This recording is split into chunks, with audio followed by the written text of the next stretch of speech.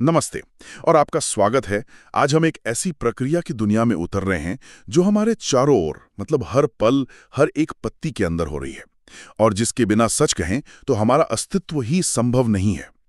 प्रकाश संश्लेषण यानी फोटोसिंथेसिस। बिल्कुल। और देखिए, हम सब ने स्कूल में इसके बारे में पढ़ा है ना?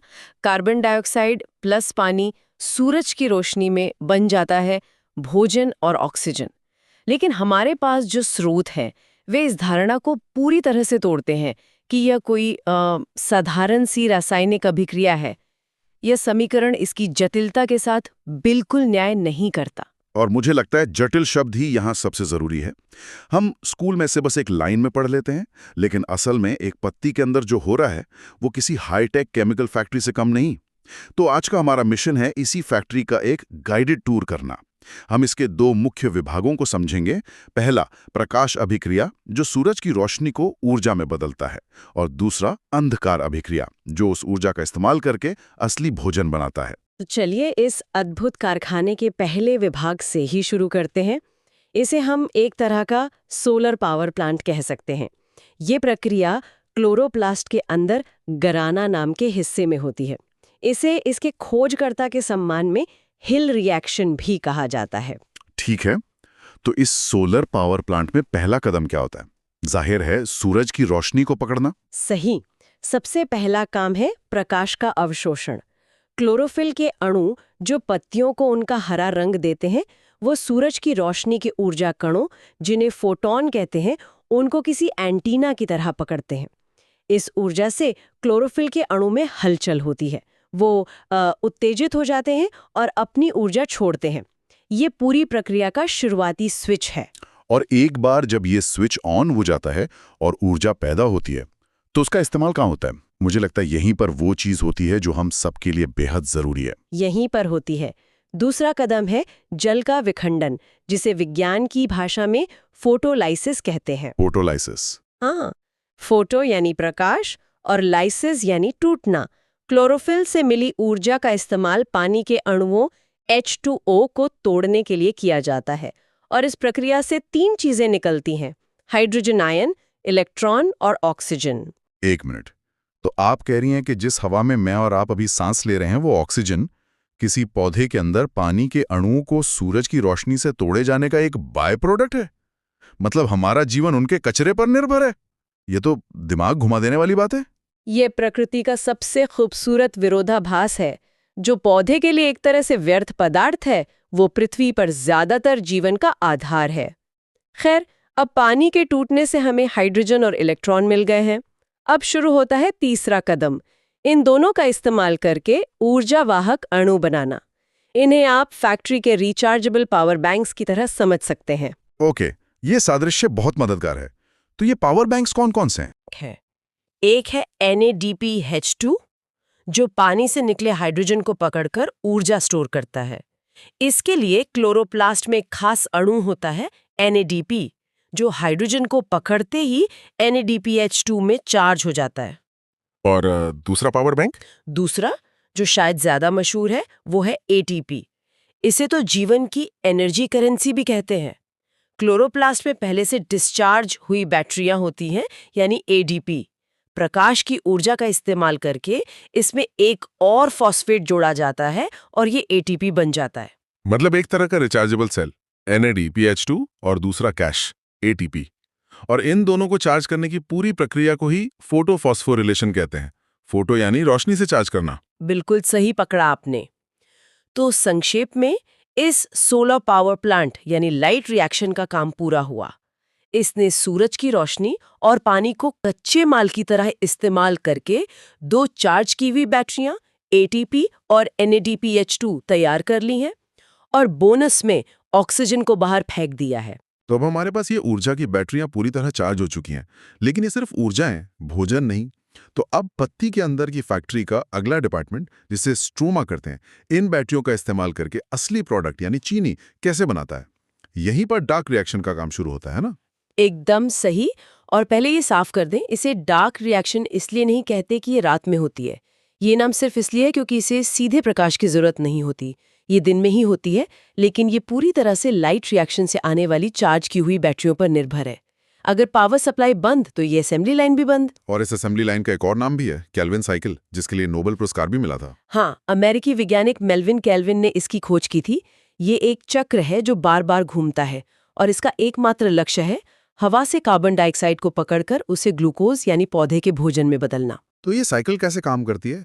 इसका पहला कदम क्या है? कच्चा माल कहाँ से आता है? कच्चा माल यानी कार्बन डाइऑक्साइड हवा से पत्तियों के छोटे छिद्रों के रास्ते अंदर आता है। पहला कदम है कार्बोक्सिलेशन।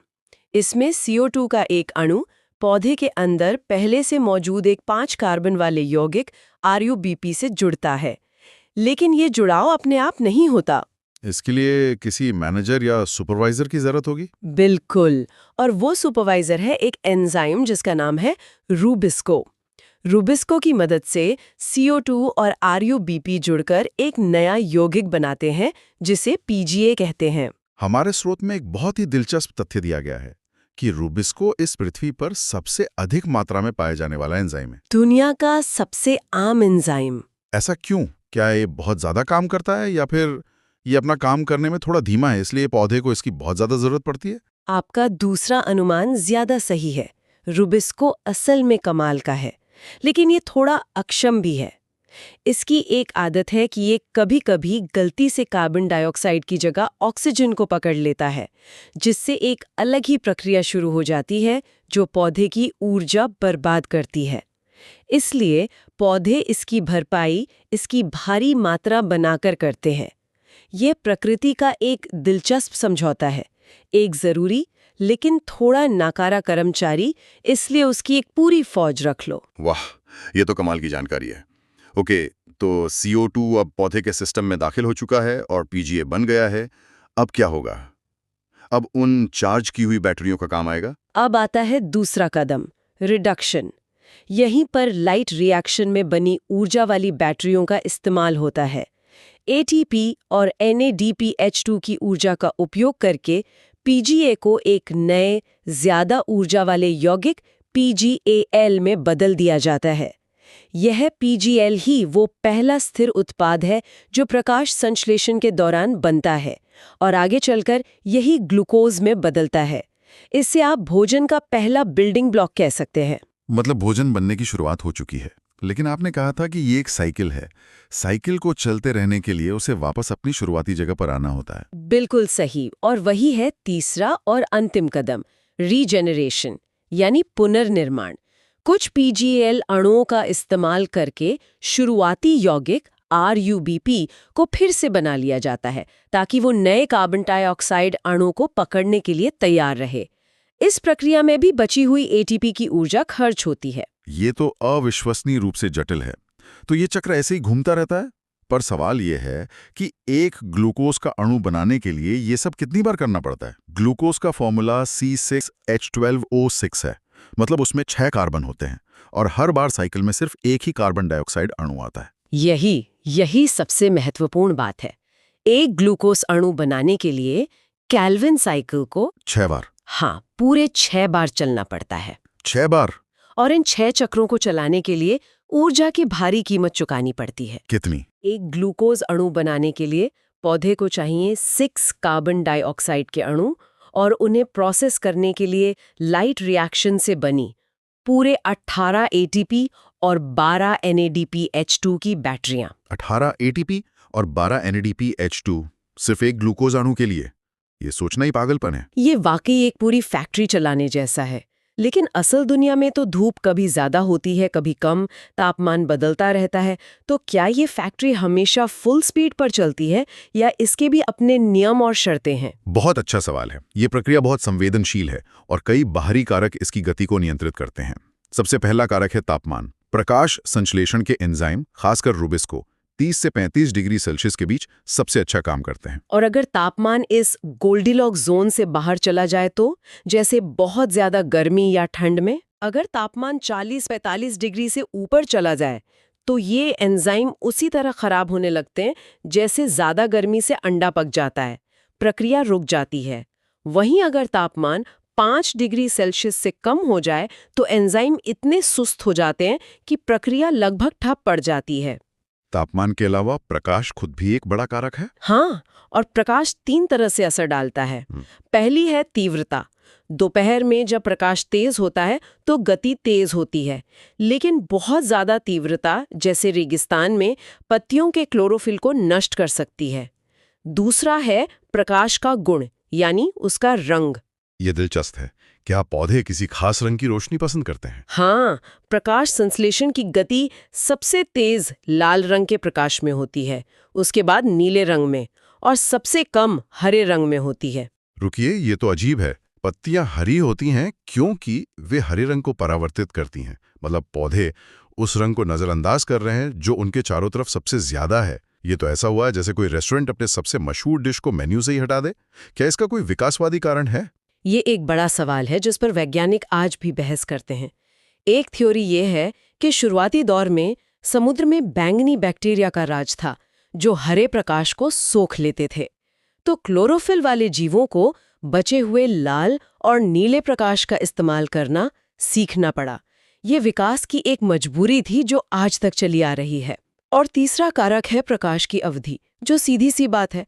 पौधों को अपना कोटा पूरा करने के लिए दिन में 10 से 12 घंटे का प्रकाश चाहिए। लेकिन हमारे स्रोत एक कारक को सबसे महत्वपूर्ण बताते हैं, कार्बन डाइऑक्साइड। इसे सीमांत कारक या लिमिटिंग फैक्टर कहा गया है। इसका क्या मतलब है? इसका मतलब है कि ये वो कारक है जो पूरी प्रक्रिया की गति तय करता है। आप इसे एक असेंबली लाइन में सबसे धीमे कर्मचारी की तरह समझ सकते हैं। जब तक उसकी गति नहीं बढ़ेगी, पूरी लाइन की गति नहीं बढ़ सकती। वायुमंडल में CO2 की मात्रा सिर्फ 0.03% है।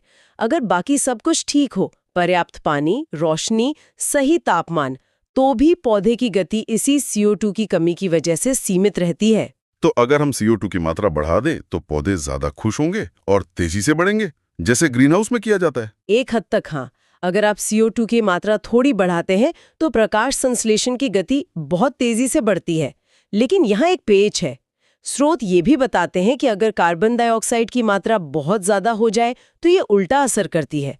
ज्यादा CO2 होने पर पत्तियों के छोटे छोटे छिद्र, जिन्हें रंध्र या स्टोमाटा कहते हैं, बंद हो जाते हैं ताकि पानी का नुकसान ना हो। और अगर वो दरवाजे ही बंद हो गए तो गैसों का आदान प्रदान रुक जाता है और प्रकाश संश्लेषण भी ठप हो जाता है। और पानी का क्या? हमने तो देखा कि वो लाइट रिएक्शन के लिए कितना जरूरी है। जरूरत है, लेकिन पौधे जितना पानी जड़ों से सोखते हैं उसका केवल 1% ही प्रकाश संश्लेषण में इस्तेमाल होता है। बाकी पानी वाष्पीकरण में उड़ जाता है। इसलिए जब तक मिट्टी में सूखे जैसी स्थिति ना हो, पानी सीधे तौर पर लिमिटिंग फैक्टर नहीं बनता है। सबसे बड़ा बॉटलनेक अक्सर कार्बन डाइऑक्साइड ही होता है। तो आज की इस फैक्ट्री टूर का सार यही है कि एक पत्ती के अंदर की ये दुनिया 2 हिस्सों में बटी है। हाँ, पहला हिस्सा लाइट रिएक्शन एक सोलर पावर प्लांट है जो सूरज की रोशनी और पानी से ऊर्जा की बैटरियां ATP और NADPH2 बनाता है और हमारे लिए ऑक्सीजन छोड़ता है। और दूसरा हिस्सा डार्क रिएक्शन एक असेंबली लाइन है जो उन बैटरियों की ऊर्जा का इस्तेमाल करके हवा से कार्बन डाइऑक्साइड को असली उत्पाद यानी ग्लूकोज में बदल देती है। और ये सूक्ष्म स्तर पर होने वाली प्रक्रिया ही पृथ्वी पर मौजूद लगभग हर जीवन श्रृंखला के लिए भोजन और सांस लेने वाली हवा का मूल स्रोत है। ये वास्तव में जीवन का इंजन है। वाकई ये अद्भुत है। आज की इस चर्चा से एक बहुत ही दिलचस्प विचार मन में आ रहा है। स्रोत में बताया गया है कि कार्बन डाइऑक्साइड की बहुत ज्यादा मात्रा पत्तियों के छिद्रों को बंद करके प्रकाश संश्लेषण को रोक सकती है। ये एक महत्वपूर्ण सवाल खड़ा करता है। हम अक्सर ये सोचते हैं कि वातावरण में ज्यादा CO2 पौधों के लिए अच्छा है, ये उनके लिए भोजन है। लेकिन क्या एक ऐसा बिंदु आ सकता है जहां पौधे भी इस अधिकता को संभाल नहीं पाएंगे? और अगर ऐसा हुआ तो हमारे वैश्विक पारिस्थितिकी तंत्र के लिए इसका क्या मतलब हो सकता है? ये सोचने वाली बात है।